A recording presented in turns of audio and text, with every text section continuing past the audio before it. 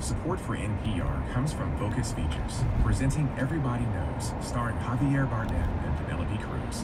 When a woman returns home to the Spanish countryside, a mysterious disappearance threatens to expose deep secrets, now playing in select theaters. And the Annie E. Casey Foundation. It's 7:06. I'm Nicole Robinson Carroll with KNPR News. Residents have until March 7th to weigh in on what they think is the best public transit option for commuters on Maryland Parkway. Regional Transportation Commission Manager Tina Quigley told KNPR the choices are making investments in existing bus routes, rapid bus transit, or light rail. This is the final public comment period that the FTA, the Federal Transit Administration, requires you to have. And we'll collect those comments. We're collecting them right now. And we will go to the board, and the RTC board will make a decision on what the locally preferred alternative is on April 11th. Quigley said the RTC needs to know what the community thinks before the planning agency moves forward with plans for the busy thoroughfare. She said light rail would make an investment of roughly $800 million to $1 billion. You can hear the rest of that interview with Tina Quigley at knpr.org. The Nevada Highway Patrol is cracking down on drivers who failed to move over to the far lane when passing roadside emergency response vehicles. The patrol says it plans increased enforcement of the move over law statewide, beginning with a special emphasis in Reno this weekend. The 2003 law requires drivers to slow and, when possible, change lanes away from vehicles with flashing emergency lights. You'll find more of the day's news at knpr.org at 7:08. This is Morning Edition from NPR News. Good morning, I'm David Green in Culver City, California. And I'm Rachel Martin in Washington, D.C. The investigation into the alleged attack of Jussie Smollett took a remarkable turn last night. It's been a confusing 3 weeks since the star of the TV drama series Empire claimed that he was the victim of a hate crime. Smollett is black and gay.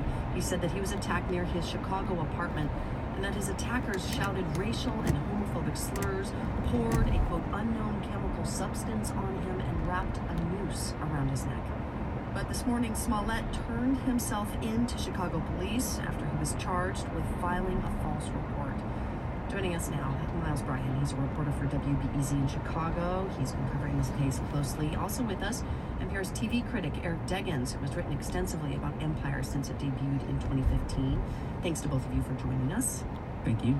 Thank you. Miles, I want to start with you. Jussie Smollett is being charged, as I noted, with disorderly conduct and filing false police reports.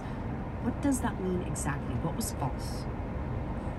Right, so there are some details that we expect to come out later this afternoon at bond court when prosecutors should present their case. He's been charged with a felony disorderly conduct charge for allegedly filing a false police report. And, it's a pretty serious charge. It's a low-level felony, but it's still a felony, so that's punishable here in Illinois by up to 3 years in prison, which is probational and potentially probationable, and a number of fines. And this is coming after just a couple days after these two brothers were arrested in the case. They were later released. But can you explain what we know about the role that they played in this incident? Yeah, these brothers seem to be essential for this case to have gone from an investigation into an alleged hate crime against Smollett to an investigation of Smollett himself. They were arrested last week and questioned for 2 days, but then suddenly the police released them and said they were no longer suspects and the investigation had taken a turn. And then, we city reporters were just trying to figure out what that meant, and we're waiting. There's a couple of days where the police were fairly mum about what turn that was. And then those brothers testified in front of a grand jury for a few hours yesterday, immediately preceding the charges. And their attorney says, they're telling their whole story, they're cooperating. Still haven't quite said exactly what that story is. Hopefully we'll get that full later today. Right, but we should be clear what the allegations are, because Smollett's lawyers have even responded to these allegations out there that he staged this attack. We can't confirm that that is particularly what the police are looking at, but it does point in that direction if they're now claiming that he filed a false police report about this. Yeah.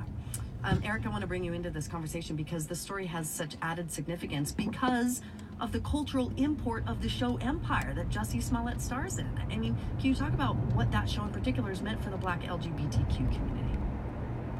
Sure. So Empire was kind of a phenomenon from the minute that it debuted It built audience every week, its first season, and 60% of its audience was black back in those days in 2015. And so it was a powerful force among black TV viewers. And Smollett's character, Jamal Lyon, is a black gay man. And Smollett and the show's co-creator Lee Daniels have been open about saying that their lives as black men, black gay men, have informed the storylines of their characters. So they've used it to start discussions about homophobia in the black community or the fluidity of sexual orientation for some gay men. And it's really added an extra dimension of sort of education and activism to a series that was already considered kind of pioneering. Right. So Lee Daniels and the whole team behind Empire really had been vocal in supporting Jussie Smollett, even after these allegations came out about the possibility that he may have staged the attack. Is that changing now?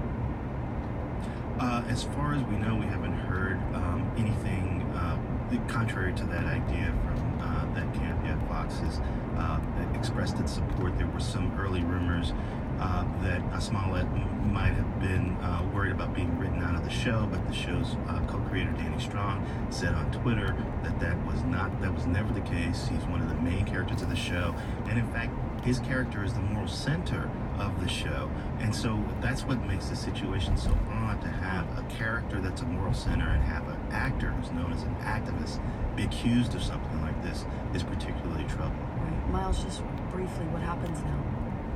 Well, Jussie Smollett is expected at bond court later this afternoon, and their prosecutors should finally lay out what they're actually claiming happened. All right, more details to come. Miles Bryan of WBEZ in Chicago, NPR TV critic Eric Deggans talked to us as well. Thanks very much. Thank you. Thank you.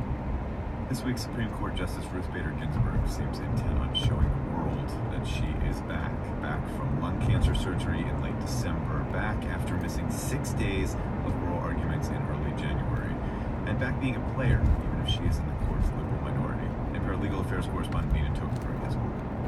On Tuesday, as the court returned from a midwinter break, Ginsburg was on the bench and the first to ask a question during oral arguments. The tiny 85-year-old justice even seemed to sit straighter in her seat. On Wednesday, Ginsburg was in the public eye again, announcing an opinion declaring for the first time that the Constitution's ban